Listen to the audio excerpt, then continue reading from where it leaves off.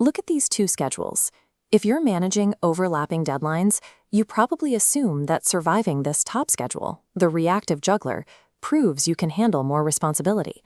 But the people deciding your next role don't reward you for holding more plates in the air.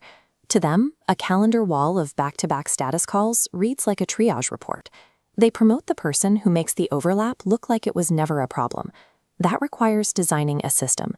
We're going to use the Execution Edge 30-day concurrency playbook to convert a messy task list into a predictable, visible portfolio. To execute this, you need 3 things in front of you: your active project list, your current calendar, and a list of the shared people or teams you rely on.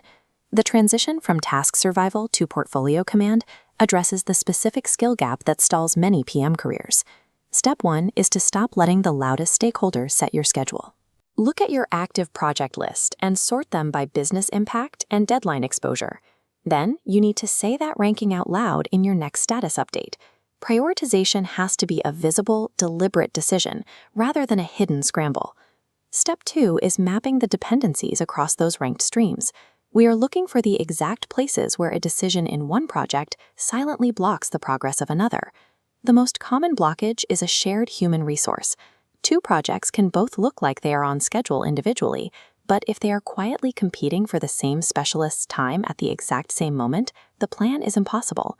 This is why planning in silos fails. Your internal timeline for Project A might be perfectly mapped, but if you ignore its intersection with Project B, you will discover the collision in a meeting instead of on paper. Build one cross-stream dependency map before you finalize any individual schedule. By deliberately staggering the demand on shared resources, you solve the conflict weeks in advance. Dependencies dictate reality. If you map tasks but ignore cross-stream collisions, your execution will eventually fail. Now we restructure the calendar. Step 3 is eliminating the separate meeting cultures for each individual project. Instead of attending 5 uncoordinated stand-ups, consolidate them into a single cross-stream sync. One shared weekly checkpoint surfaces conflicts across all active projects simultaneously. PMs who adopt this single synchronization rhythm reclaim an average of 6.5 hours every week by removing reactive context switching. Use a fraction of that reclaim time to box out one protected, deep work window exclusively dedicated to the highest impact stream on your ranked list. Step 4 is relocating your contingency time. You need to pull the buffer out of the generic project timeline and place it directly over the cross-stream intersections. Spreading generic buffer evenly across every individual plan rarely covers the actual risk. The break happens at the fault line, the exact point where 2 concurrent streams collide and one has to give way. True orchestration requires treating collision risk as a specific line item, budgeting time exactly where the schedules are most likely to intersect and break. Step 5 secures your visibility. You need to consolidate your tracking into a single portfolio-level dashboard that shows every concurrent stream, its status, and its dependencies at a glance. Take that single view and share it with your leadership proactively. Do not wait for them to ask. If leadership has to ask you what is overlapping and why things are delayed, you have already lost the perception battle, even if the work itself is under control. This checklist shows the completed Execution Edge concurrency framework. By prioritizing, mapping, consolidating, and sharing, you turn an exhausting workload into a visible system.